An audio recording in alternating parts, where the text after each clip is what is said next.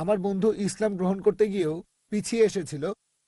সে বলেছিল যে হিন্দুদের মতো মুসলিমদেরও বর্ণভেদ আছে, যেমন ধরেন মুসলিমদের মধ্যে আছে শিয়া, বুরি, সুন্নি, জামাতি, আহলে হাদিস।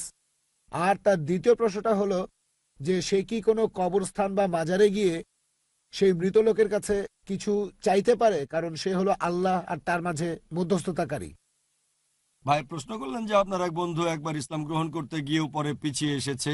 তিনি ভেবেছেন যে ইসলামেও হিন্দুইজমের মতো বর্ণভেদ আছে, ইসলামে বিভিন্ন রকম দল আছে, শিয়া, সুন্নি, জামাতে ইসলামী, আহলে হাদিস। ভাই কোরআন পড়ে দেখবেন, কোরআনে কোনো রকম শিয়া সুন্নি নেই। এখানে শিয়া সুন্নি নেই, জামাতে ইসলামী নেই, কোরআনে আহলে হাদিসও কোথাও নেই। কোরআনের ব্যাপারে কি বলছে? পবিত্র কোরআনে সূরা আলে ইমরান অধ্যায় নম্বর 3 আয়াত নম্বর 103, ওয়াতাসিমু বিহাবলিল্লাহি জামিআ ওয়ালা তাফাররাকু। তোমরা আল্লাহর রজ্জু শক্ত করে ধরো, পরস্পর বিচ্ছিন্ন হও না। আল্লাহর রজ্জু হচ্ছে পবিত্র কোরআন। আমরা শক্ত করে ধরবো কোরআন এবং নবী মুহাম্মদ সাল্লাল্লাহু আলাইহি সাল্লামের হাদিসকে, আর পরস্পর বিচ্ছিন্ন হব না।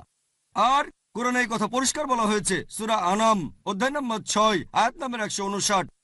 এখানে আল্লাহ তাআলা তার রাসূলকে বলেছেন যে হে নবী, যারা দিন সম্পর্কে নানা মত আর দলের সৃষ্টি করে থাকে তাদের দায়িত্ব তোমার নয়। আল্লাহ শেষ বিচারের দিনে তাদের বিষয়টা দেখবেন। তাহলে ইসলামে বিভিন্ন দল তৈরি করা এটা হারাম, এটা নিষিদ্ধ।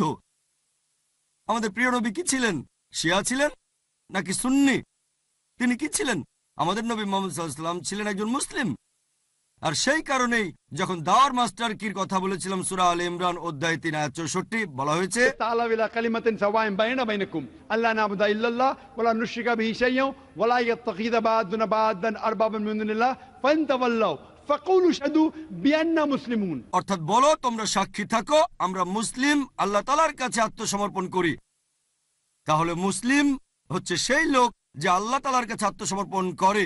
আপনার বন্ধুকে বলবেন ইসলাম ধর্মে কোনো রকম বর্ণভেদ নেই, কোনো উপদলও নেই, আমরা সবাই হচ্ছে মুসলিম। মুসলিম মানে যে লোক আল্লাহ তাআলার কাছে নিজের ইচ্ছাকে সমর্পণ করে।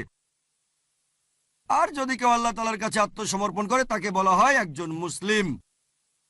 আর যদি আল্লাহর কাছে কিছু চান, আল্লাহ কোরআনে বলেছেন সূরা ফাতিহা অধ্যায় নম্বর 1 আয়াত নম্বর 5, ইয়াকা না'বুদু ওয়া ইয়াকা নাস্তাইন। আমরা শুধু তোমার ইবাদত করি, শুধু তোমার কাছে সাহায্য চাই। আল্লাহ বলেছেন সূরা গাফির অধ্যায় নম্বর 40 আয়াত নম্বর 60, তোমরা আমাকে ডাকো আমি তোমাদের ডাকে সাড়া দেব। তাহলে যদি আল্লাহর কাছে কিছু চান সরাসরি তার কাছেই চান, এটাই সবচেয়ে ভালো আর সবচেয়ে লজিক্যাল। আশা করি উত্তরটা পেয়েছেন।